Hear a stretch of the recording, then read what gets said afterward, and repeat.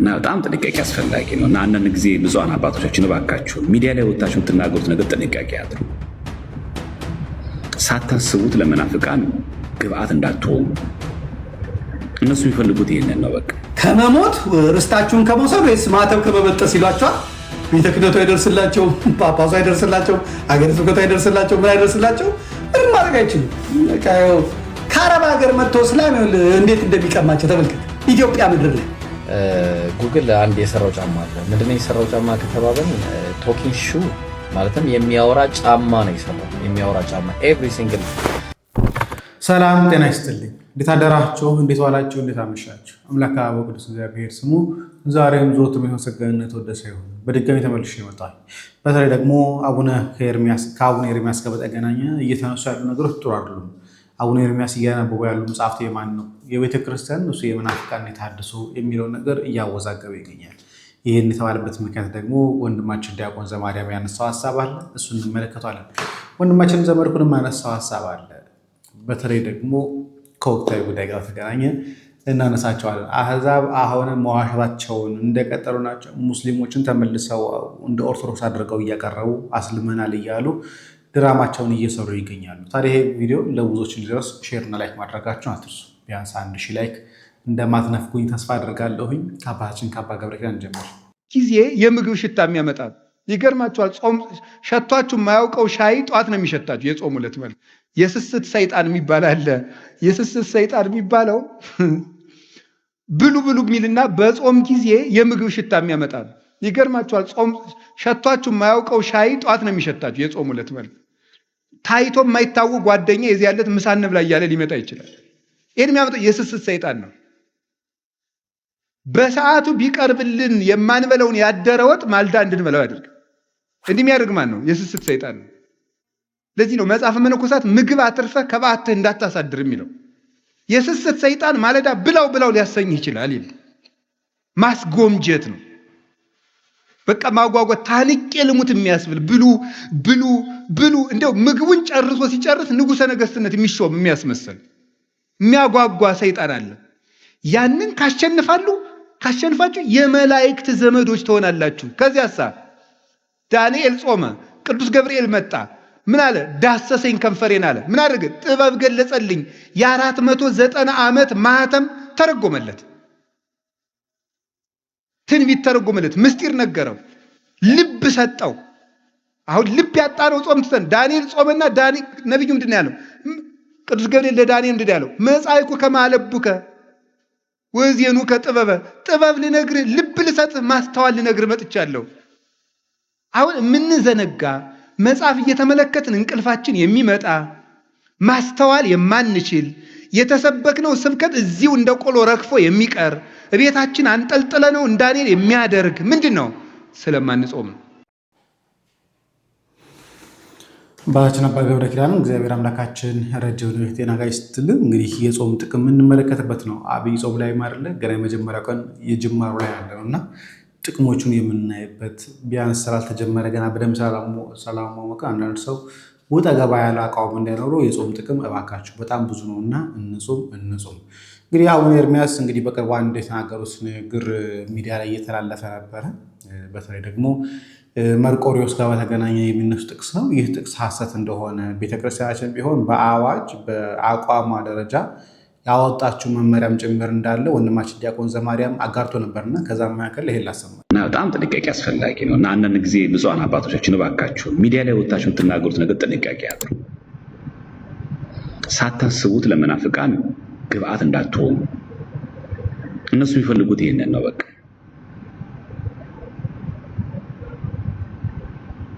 እና አይልም በቃ እኛ መርቆሬዎስ ፈጣሪ ነው የሚል መጽሐፍ እዚህ የለም፣ ድጓ ላይም የለንም፣ ምንም ታሪክ ላይ የለንም። ገብታችሁ መጽሐፉን አታች አድርጌዋለሁ፣ ግቡና ይዩት። በፍጹም የለም። እና አንዳንድ ጊዜ ብፁዓን አባቶቻችን ትልልቅ መምህራን አውደ ምሕረቱ ስናገኛችሁ የምንጠቀማቸው ቃል በጣም ጥንቃቄ እናድርግ። እና አንዳንድ ጊዜ ሳናስባቸው ዝም ብሎ ብድግ ብለን የምናወራቸው ነገሮች መናፍቃኖችን ብድግ ያደረጉና ይኸው እኛ ያልነው አልቀረም ምናምን ይላሉ። እና መደበኛ ዘር ድጓው ላይ የለም። አንድ መጽሐፈ ዚቅ ላይ የወጣው ግለሰቦች ያሳተሙት ሰት ይወጣል። በመጀመሪያው በዛኛው መጽሐፈ ዚቅ ላይ መጽሐፈ ድጓው ላይ ራሱ መደበኛው ዚቅ ላይ ራሱ የለም። የመደበኛው ድጓው ላይ ብቻ አይደለም። በነገራችን ዚቅ የወጣው ከድጓ ነው። መጽሐፈ ዚቅ ወመዝሙር የወጣው ከድጓ ነው። ድጓው ላይ የለም። አንድ መደበኛው ዚቅ ላይም የለም። ስለዚህ የሁሉ አምላክ የሁላችን አምላካችን ፈጣሪያችን የተሰቀለን የሞተልን ክርስቶስ ነው እንጂ መርቆሬዎስ የሚል የለም። ያ ግለሰብ ደግሞ ሲጽፉ ደግሞ የሳቱን ደግሞ የታይፒንግ ደግሞ የሊቃውንት ጉባኤን ያላቀ ከተጻፈ ቤተክርስቲያን ውስጥ ካለ በመደበኛው ድጓ በዚህ ይስተካከል ብሏል። ታርሞ ወጥቷል መጽሐፉ ሲጀምር ልቅም ተደርጎ ማለት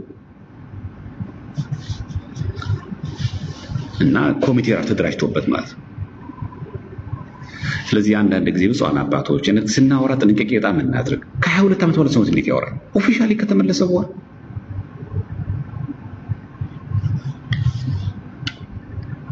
ምን ሆነው ነው?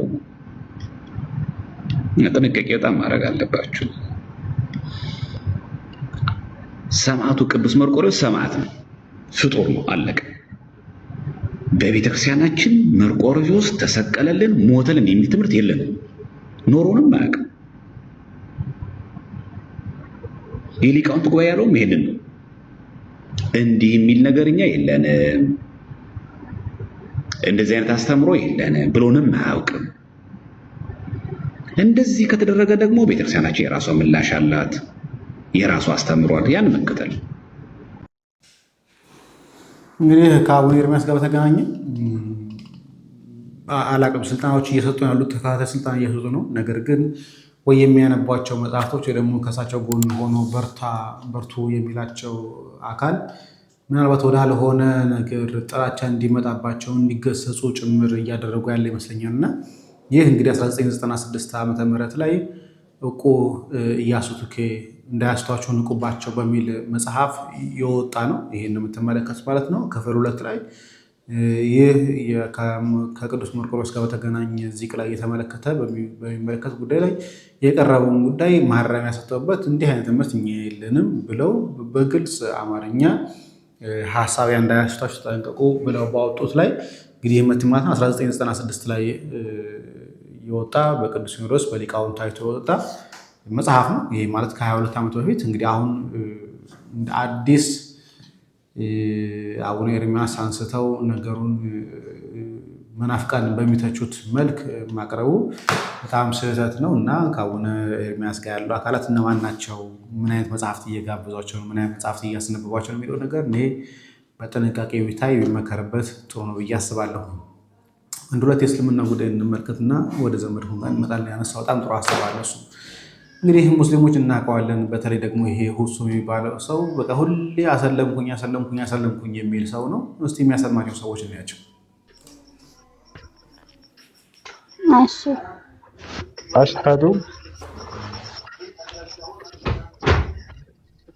አሽሀዱ አላ ኢላሃ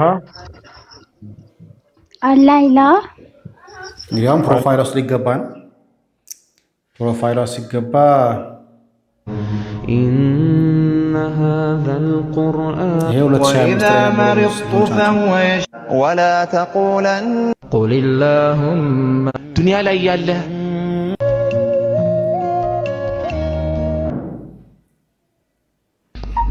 ያ ዒባዲ 2023 ይታያቸዋል። እንትኑ እዚህ ጋር በመዋዝ ላሳያችሁ 2023 ላይ ጭምር ፖስት የምታደርገው ልጅ ቁርአን ነው። ሙስሊሙ ነሻል። አሁን ያልሽው ቃል የሻሃዳ ቃል ወይንም የምስክር ቃል ይባላል። ማን በደንብ ስሙን አሳያችሁ። ስሙን ላሳያችሁ ትክክል ማን እንደሚል እዚህ ጋር አሁን አቤድ ነው የሚለው ላሳያችሁ። አላ ኢላሃ ስሟ ተነካ። ስሟ ሲወጣ ሸምሱ ፈይሳ ነው የሚለው። ሸምሱ ፈይሳ ትክክለኛ ስሟ እንደዛ ነው። የሙስሊም ነች። የምትለጥፋቸው የነበሩ ጽሁፎች 2025 2024 2023 የምትለጥፋቸው የነበሩ ጽሁፎች እንዳለ የእስልምና መሻል አሁን ያልሽው ቃል የሻሃዳ ቃል ወይንም የምስክር ቃል ይባላል። ማንኛውም ሰው ወደ እስልምና ሃይማኖት ሲገባ ጊዜ የሚሰጠው የምስክር ቃል ነው። ትርጉሙ ከአላህ በስተቀር ሌላ በእውነት የሚመለክ አምላክ የለም ብዬ መሰክራለሁ። ሙሐመድ ደግሞ የአላህ መልእክተኛና ነብይ ናት። አሁን ደግሞ እንደዚህ ታጋልጦች ደግሞ በጣም ጭው ያለች የተለመደች ጭው ያለች እሷ እኮ አይደለም የሰለመች ባለ አካውንቱ ሳይሆን በአካውንቷ ተጠቅማ ሌላ ልጅ እንደሰለመች አድርጎ ነው ያቀርቡላቸው። ይሄን ነገር አሁን ጮክ ሲል ታወጣላችሁ። አንድ ሰው እስልምናን በመቀበል ምን ያገኛል ወደሚለው ስንመጣ ያለፈ ወንጀል ሁሉ ይማርለታል። ትልቁ ጸጋ እዚህ ዓለም ላይ ከኃጢአት ንጹህ ሆኖ መገኘት ነው አይደል? አንድ ሰው ሲሰልም ጊዜ የሚሰጠው እሱ ነው። አላህ በቁርአን ላይ ቃል በቃል ሲናገር ቁል ለለዚነ ከፈሩ ኢየንተሁ ይግፈር ለሁም ማ ቀድ ሰለፍ ወኢን የዑዱ ፈቀድ መضት ሱነቱል አወሊን ይላል። ሙሐመድ ሆይ ለእነዚያ ለካዱት ሰዎች ንገራቸው ካሉበት ክህደት ቢቆጠቡ ያለፈ ኃጢአታቸው የዘል ጀናት ሁሌ ተደጋጋሚ ከዚህ በፊት ስናየው ነበረው። ይሄ መቼ ነው? 2023 ላይ ነበረ። ምግብ ያሳያችሁ 2023 ላይ የነበረ ጽሁፍ እንደ ቪዲዮቿ ምናምን ገብታችሁ ትመለከቱ ይችላል።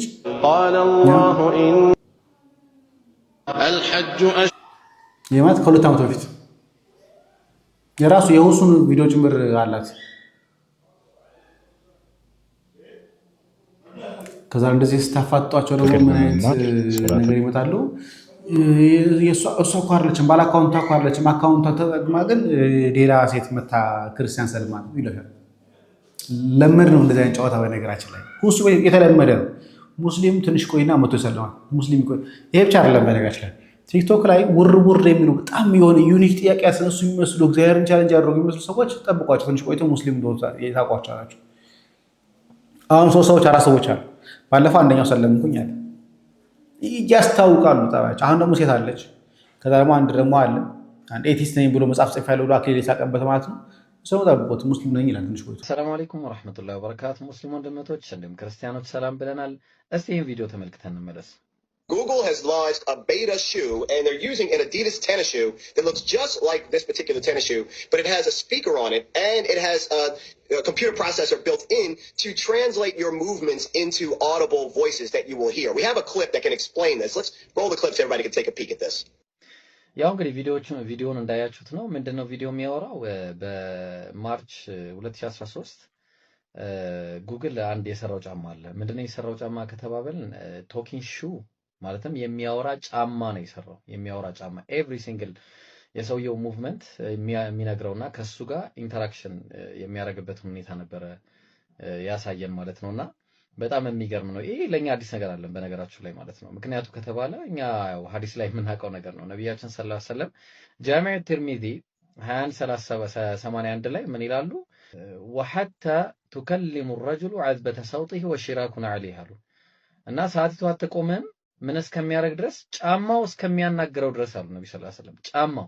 ስለዚህ የቂያማ ምልክቶች መካከል አንደኛው በጣም በሚገርም ሁኔታ ሰዎችን ጫማው የገዛ ጫማው ማናገሩ ነው። ይሄ ደግሞ በጣም የሚገርም ፕሮፌሲ ነው። ይሄ ከአላህ ለመሆኑ እንግዲህ ትልቅ የሆነ ማስረጃ ነው። ኢንሻአላህ ሼር ኮፒ ሊንክ አድርጉና ለሰዎች ተደራሽ እንዲሆን አድርጉ። ወሰላሙ አለይኩም ወራህመቱላሂ ወበረካቱ። ኢና ኢላሂ ወኢና ኢለይሂ እነዚህ ሰዎች የሚያዋርዳቸውና የማያዋርዳቸው ነገራቶች እንኳን ለይተው አያውቁም። ኡስታዝ ያነሳቸው ነገራቶች እያንዳንዶቹን እያነሳን እንፈትሻቸዋለን። እስከ መጨረሻው ቆዩ። እንግዲህ ልጁ የጀመረው ጫማ ያወራል ወይም የሚያወራ ጫማ ተፈጥሯል በማለት የጀመረው ይህ ስህተት ነው። ለምሳሌ እኔ አሁን መጽሐፍ ያወራል ካልኩ በቃ መጽሐፍ አውጥቶ ማውራት መቻል አለበት። አለበለዚያ ግን መጽሐፍ ውስጥ የሆነች ነገር ከትቼ ድምጽን እንዲያሰማ ካደረኩ በኋላ መጽሐፍ አወራ ማለት አልችልም። ጫማው ላይ የተፈጠረው ልክ እንደዚሁ ነው። ጫማው እንደ ጫማ በራሱ አያወራም። ታዲያ ግን ምንድነው ጫማው በተገጠሙለት ቴክኖሎጂዎች አማካኝነት መሰረት ያው በእነሱ ተደግፎ ማውራት ይችላል። ሲጀመርም ጫማው አይደለም የሚያወራው ኤአይዎቹ ናቸው በጫማው አማካኝነት የሚያወሩት። ይሄም ልክ እንደ ስልካችን ነው። ለምሳሌ ስልካችን ውስጥ ሲሪ አለች አይደል? ሃይ ሲሪ ብለናት መልስ ብትሰጠን ስልካችን አወራል እንለው ይሄ አያስኬድም። ሌላው ጫማው ፍጥነትን ይለካል። ይሄ ስፒድ መለካት ምንም አዲስ ነገር አይደለም፣ አሁን የመጣ ነገር አይደለም። እንደዚሁም ያው የቦታ አቅጣጫዎችን መለካት ይሄ ማፕ ነው። ያው የሰው ክብደትን ይለካል ተብሏል። ይሄ ሚዛን ነው ማለት ነው። ሚዛንን መለካት ምንም አዲስ ነገር አይደለም። እንዳጠቃላይ ነገር ምንድነው የብዙ ስራዎች ጥምረት ነው እንጂ አዲስ ነገርም አይደለም። ጫማም እያወራ አይደለም። ጫማ እያወራ ነው ብለህ እንዳታስብ። ጫማው እያወራ ነው እንዲባል የግድ አፍ ከፍቶ ማውራት አለበት። ይሄ ግን ቴክኖሎጂ ብለህ የምታልፈው ነገር ነው። ወንድማችን ይህንን ወቅ በተረፈ ምንድን ነበር የጠቀሰው? ነብያችን ጫማ ያወራል ብለዋል ብሎ ሐዲስ መጥቀሱ ሳያንሰው ለጥፎባቸው ነበር ለህዝቡና ህዝቡ ያሳዝናል። እንዳለው ኮሜንት ላይ አላሁ አክበር ማሻአላህ ምናምን ነው የሚለው። በጣም የሚያሳዝን ህዝብ ንቃተ ህሊናው የወረደ የእስልምና ነው። ባካቸውንም ለመሳደብ ወይም ለመበሻሸቅ አይደለም። ከዚህ ድቅድቅ ጨለማ ውጡና ሐዲሳቱን ቢያንስ ፈትሿቸው፣ አንብቧቸው፣ ተመራመሩ፣ እወቁ። እውቀትን ቅመሱ። እውቀት ነጻ ሰው ያደርጋል ነው። ወደ ሐዲሱ ስንመለስ ጃሚዓ ትርሚዚ 2181 ላይ ነበር የጠቀሰላቸው። የሚለው ነገር ምንድነው? ልጁ በራሱ ቢጫ የቀባው ጽሁፍ ማለት ነው ያቀለመበት ጽሁፍ በራሱ የሚለው ምንድነው? ኤንድ ዘ ስትራፕስ ኦን ሂዝ ሰንደል ስፒክ ቱ ሂም። በሰንደሉ ላይ ያለው የጫማ ማሰሪያ ሲጀመር ጫማ ያልከው በራሱ ጫማ አይደለም የሚለው ሰንደል ነው። ሰንደል በፀሐይ ጊዜ ወይም በፀሐያማ ወቅት የሚለበስ አረቦች የሚለብሱት ጫማ ነው። ክፍት ጫማ ነው፣ ጫማም አይደለም ነው። አንተ አሁን ያመጣኸው ጫማ ብለህ ለብርድ ጊዜ የሚለበስ ጫማ ነው። ለማንኛውም ግን ወደ ሐዲሱ ስንመለስ በጫማው ላይ ያሉት ማሰሪያዎች ሰውየውን አንቲል ነው የሚለው በእርግጠኝነት ሰውየውን እስኪያወሩ ድረስ የቂያማ ቀን አትገለጥም ነው የወልቂያማ ቀን። ስለዚህ ጫማው አይልም ነው። ከየት ነው ያመጣኸው እንዴ? የእስልምና ህዝብ ንቃተ ህሊናው የወረደ እንደሆነ የምታዩት በዚህኛው ነው። ህዝቡን ወተት ጥቁር ነው ብላችሁ ለመሸወድ የግድ ወተትን መደበቅ አይጠበቅባችሁም። እንዲደቅናችሁበትም ወተት ጥቁር ነው ብትሉት ብሏችሁ የሚሄድ ህዝብ ነው ማለት ነው።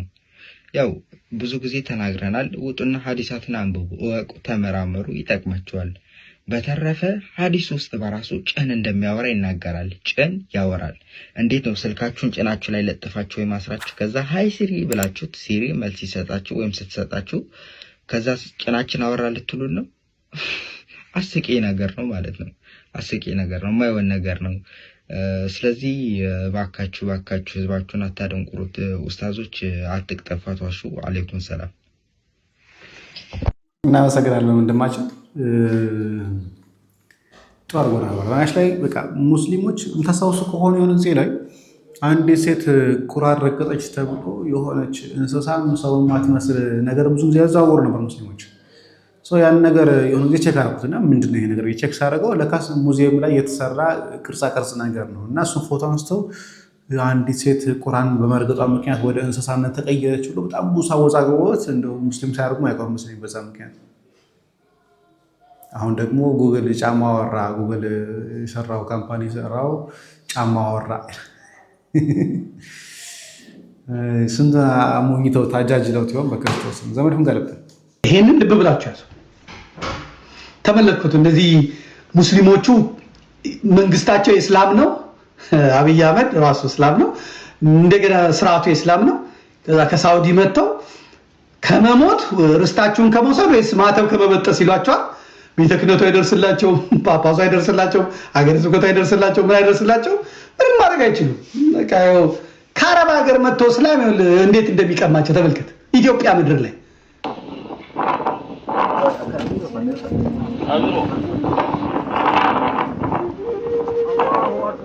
አላሁ አክበር አላሁ አክበር አላሁ አክበር። ኢየሱስ ክርስቶስ ብቻውን ያድናል። ዛሬ ነፃ አውጥቷል። ሁሉ ለአምላካችን ለእግዚአብሔር ይሁን። በድልታ በጭብጨባ እግዚአብሔር አምላካችን አክብሩ። الحمد لله رب العالمين الحمد لله الذي بنعمته تتم الصالحات. شكرا لكم، شكرا لكم يا اخوان على ما شاء الله. الله يثبتكم ما شاء الله تبارك الله ما شاء الله تبارك الله.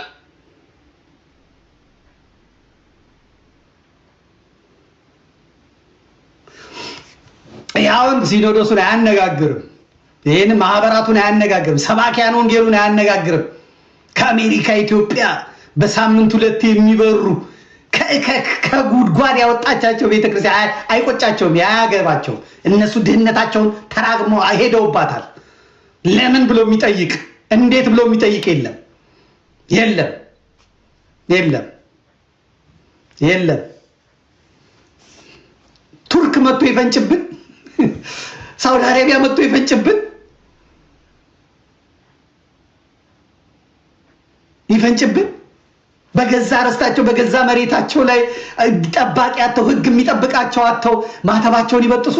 ይሄንን የዋሃቢ እስላሞችን ድርጊት ያየው ጴንጤ እንኳን አፈላ ጴንጤ እንኳን በቃ ዘመኑ የኛ ነው ብሎ የአብይ አህመድ ዘመን ነው፣ የሽመልስ አብዲሳ ዘመን ነው፣ የአዳነች አቤቤ ዘመን ነው፣ የደቡብ ባለስልጣኖች ዘመን ነው፣ ዘመኑ የጴንጤ ነው አሉና እረኛዎቹ ደካማ እንቅልፋም እረኛዎቹ ራስ ወዳድ ሆዳም ስለሆኑና ለበጎቻቸው ደንታ የሌላቸው ወደ ለመለመ መስክ የማይወስዱ ወደ ጥሩ ምንጭ ውሃ የማይወስዱ ራስ ወዳዶች እንዲሁም በጎቹን አርደው የሚበሉ እነሱ የሚሰቡ ከበጎቹ ወተታቸውን ብቻ ጸጉራቸውን ብቻ ስጋቸውን ብቻ የሚፈልጉ ፈሪ ሰነፍረኛ መሆናቸው ስለሚያውቁ ጴንጤ እንኳን ጴንጤ ቢላዋ ይዞ ምስኪን የደቡብ እናቶችን ገመድ ይበጥሳል።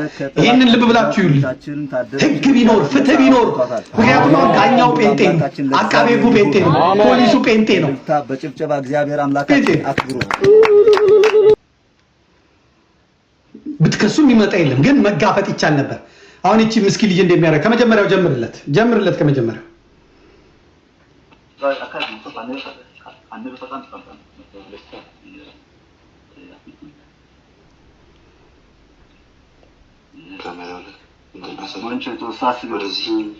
ኢየሱስ ክርስቶስ ብቻውን ያድናል። አሜን። ዛሬ ከጠላት አገዛዝ እህታችንን ታደለችን እግዚአብሔር ነፃ አውጥቷታል። አሜን። ሁሉ ለአምላካችን ለእግዚአብሔር ይሁን። አሜን። በእልልታ በጭብጨባ እግዚአብሔር አምላካችን አክብሩ።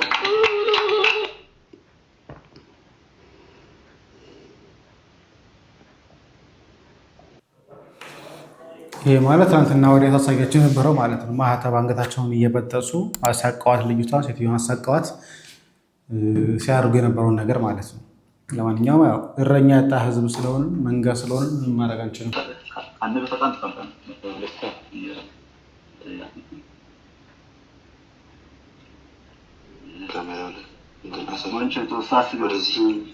ኢየሱስ ክርስቶስ ብቻውን ያድናል። አሜን። ዛሬ ከጠላት አገዛዝ እህታችንን ታደለችን እግዚአብሔር ነፃ አውጥቷታል። አሜን። ሁሉ ለአምላካችን ለእግዚአብሔር ይሁን። አሜን። በእልልታ በጭብጨባ እግዚአብሔር አምላካችን አክብሩ። ድገመው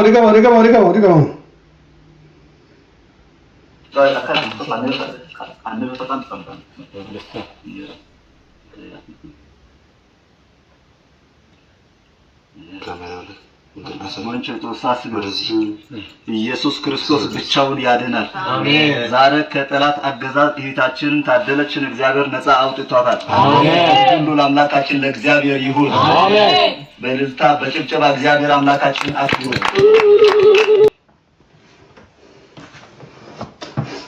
የሴትዮዋን ህይወት ተመልክቷት መጀመሪያ አንገቷን ሲከረክረው ተመልክቶ በቢላዋ እምቢ ብትለው ቆርጣታል። አንገቷን በቢላዋ የሚቆርጠው እንግዲህ ጴንጤ ነው እሱ። ቸርቹ ላይ መስቀል አድርጓል። ይቺ ሴት መስቀል ነው ያደረገችው። ይሄ እንግዲህ ጠላት ነው ለነሱ። ይሄ ጠላት ነው። ይሄን ማድረግ ጠላት ነው። እኔ ክርስቲያን ነኝ፣ እኔ የተሰቀለው ኢየሱስ ክርስቶስን ነው በመስቀል የተሰቀልኩትን የሚያምነው ማለት ለጴንጤ ጠላት ነው። ቸርቹ ላይ መስቀል ሰቅሎ መስቀል ያለበትን መጽሐፍ ቅዱስ ይዞ በመስቀል ላይ የተሰቀለውን ኢየሱስ ክርስቶስ እናመልካለን ብሎ ይሄ የጠላትን አሰራር ባንገቷ ላይ ያሰረችውን ይሄ እኮ በሰው ፊት የሚመሰክርልኝ እኔ በሰማያት ባለው በአባቴ ፊት እመሰክርለታለሁ ብላ ሰማዕትነት እኮ ነው።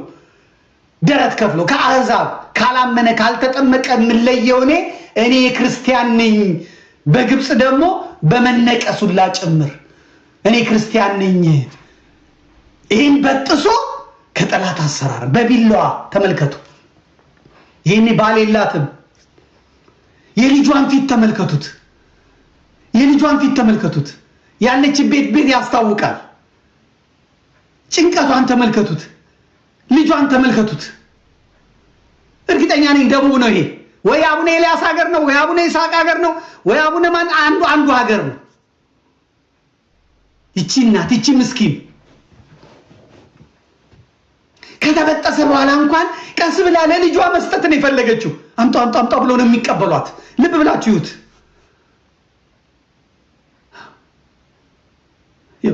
በጠሰችው ከበጠሱባት በኋላ አጫውተው ከበጠሱበት በኋላ ተመልከት። ገዝግዞ ከበጠሰ በኋላ ያዘችው፣ ትይዘዋለች። ከያዘችው በኋላ ለልጇ ለመስጠት ከዛ እሱ ይቀማታል። ከዛ መስቀሉ ሲሄድ አይኗ እንዴት እንደሚከራተት ተመልከቱት። አይኗ እንዴት እንደሚከራተት መስቀሉ ሲሄድ አይኗ እንዴት እንደሚከራተት ምን ሊያረጉት ነው ብላ ማለት ነው። ይሄንን አሁን ጳጳሳቱን አያስቆጫቸውም። ለደንተዋ ነው የሚሉት። ለደንተዋ ደሞዛቸው አይቀር እነሱ፣ አስራቱ አይቀር እነሱ፣ ከመቶ 10 አይቀር ለነሱ። እንዴት እንደምትከራተት እንዴት እንደምታይ እንዴት እንደምትሆን መስቀሉ የት እንደሚሄድ ተመልከቷት። ልጁ የት እንዴት እንደሚያየው በቴሌቪዥን የተላለፈ ስለሆነ ይሄኛው በቲክቶክ ላይ የተቀረጸ ነው። ቴሌቪዥን ላይ የተላለፈው ማግኘው ከሆነ ለማስተላለፍ ሞክራለሁ። ካልሆነ ግን ያው እንደዚህ ያስለቀሰኝ የለም። በእውነት እንደ ሰው ማጣት እንደ መጠቃት የሚያስለቅስ የለም። አይኗን ተመልከቱት። እስከ መጨረሻው አይኗን ተመልከቱት። አንገቷን ደፍታ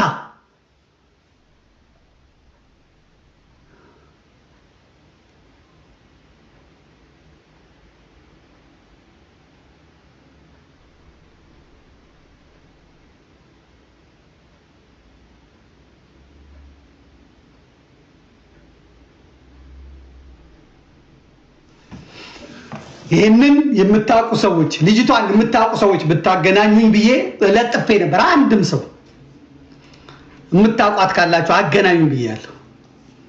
አጥቢያዋ ካህናቱ ይጠየቃሉ፣ ሀገረ ስብከቱ ይጠየቃል፣ ሊቀ ጳጳሱ ይጠየቃሉ። ቤቷ መሄድ አለባቸው። ችግሯን መናገር መቀረጽ መቻል። ልክ እንደ ጎንደሮች ይሄን ያደረጉት። ዝናሽ ታያቸው ፓስተር ላከች። አብይ አህመድ ያደቀቀውን ሽመልስ ማነው ብርሃኑ ጁላ ያደቀቀውን ብርሃኑ ነጋ ያደቀቀውን አየር ኃይሉ ማነው የሚሉት ይልማ ማርደሳ ያደቀቀውን የአማራ ህዝብ እስከተቸገረ በኋላ ጥጋበኛ ፓስተር ልከው ኑ ዱቄት እንስጥ ኑ ስንዴ እንስጥ ብለው ጎንደር ላይ አፈር ከደች ያበሏቸው። መሳቂያ መቀለጃ አደረጓቸው።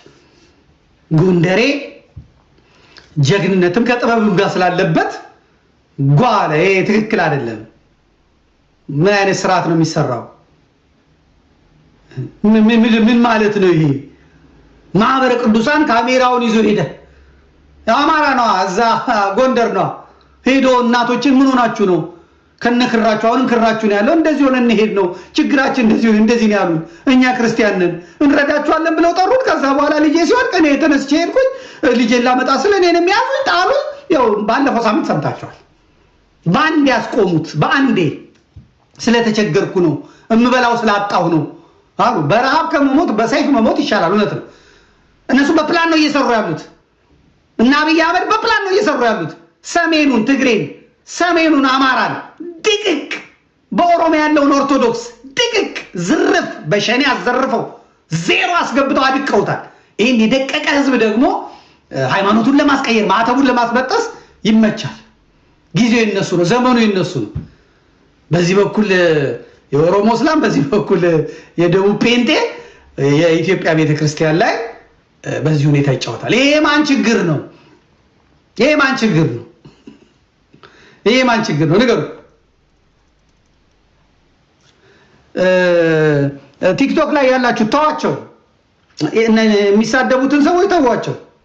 ምንም የሚሳደቡትን መልስ አትስጧቸው። እነሱ እኔ እኮ ስር እየነካው እኮ ነው፣ ህብለ ሰረሰሩን እየነካው እኮ ነው እንዴ።